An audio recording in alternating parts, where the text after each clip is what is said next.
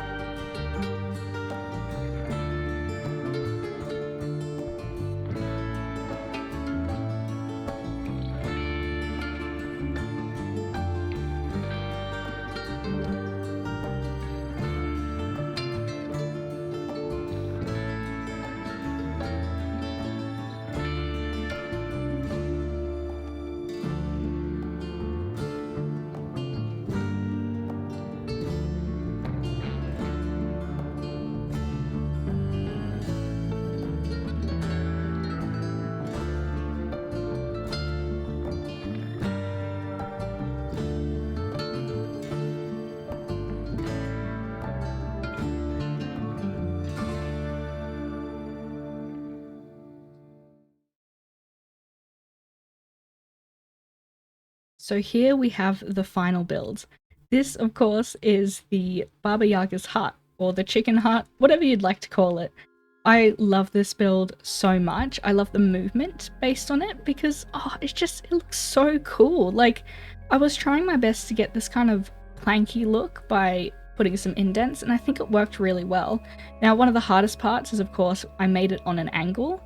That was incredibly difficult because I needed to show that it's kind of leaning forward because that's kind of where the weight is distributed, is like right here or at the front, because the legs, the feet are quite large, so a lot of the weight would be distributed at the front just to keep some balance. But it was really difficult to try and get that done because I had to try and make sure it wasn't leaned too forward or not quite enough, but I think it worked really well in the end, and it looks quite like natural enough. Like, it doesn't look too janky, which I'm very happy about. Now, to counteract all the weight at the front, I added a little chimney at the back, and this was actually based on a piece of concept art, which I'll link the artist in the description, and it really helped with a bunch of the colours. However, I did take some of my own liberties with how it looks.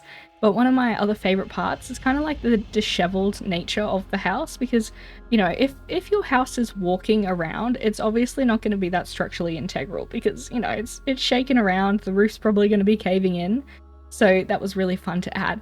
We've also got some like natural moss and stuff growing on the roof, which just adds a bit of color and just makes a bit of a story, I guess. I love the little windowsills here. This is something I'm going to be using in the future, I think. To make like a split window, all I have to do is put like some glass panes in the middle there and chuck some fences in the middle, and it kind of splits the middle of it. Because if I put it on the glass, you see it connects, which isn't great. But by putting a glass pane there, it does not connect, so it's perfect. We've also got these shutters that are the same color as the windowsill and also the roof awning, which looks really cool. I added some hanging plants because I think I needed more greenery at the front, and I also added some coral because I've been trying to use more of the coral in my day-to-day life, and it kind of looks cobwebby, or at least like it looks like something is growing off the side, which it's just very interesting, so I wanted to add a little bit of that. Now, I love the bottom as well. I had to add some hanging roots and stuff because obviously, you know, there's going to be bits of dirt and roots and stuff if the house is moving up and walking around. So I added a bit of dripstone and hanging roots, which I think really looks cool, and it shows the story. Over here I did a bit of environmentally by just like adding a little mushroom circle because this is like a witch's house, so it needs a couple little witchy details, and I also felt that the background of this just wasn't quite enough. Speaking of the background, you can see one of the previous builds I've done, which I think kind of fits in the little Halloween-y zone I've got here. But yeah, I really love the feet as well. I added some trapdoors and different slabs and stuff to give it a bit more texture or depth with it, which I think looks really cool. And same with on the leg over here, it doesn't look as harsh. It's a little bit more like naturally bent, which I think looks really cool. Now, you obviously can't access the house from down here because the house is meant to be standing up and sitting down. Now, I could have added normal jungle wood here, but I think it would have just been too much woody texture, like the lines would have been too much.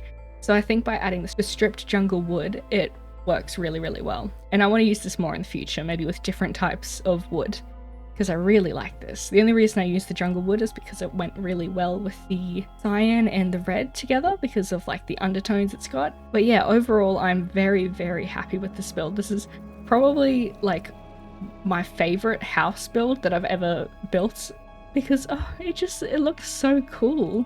It seems like it'd be a really cool survival base. However, I don't know how you would access it. Maybe with the wind charge things we've got now, you could like bounce up into it.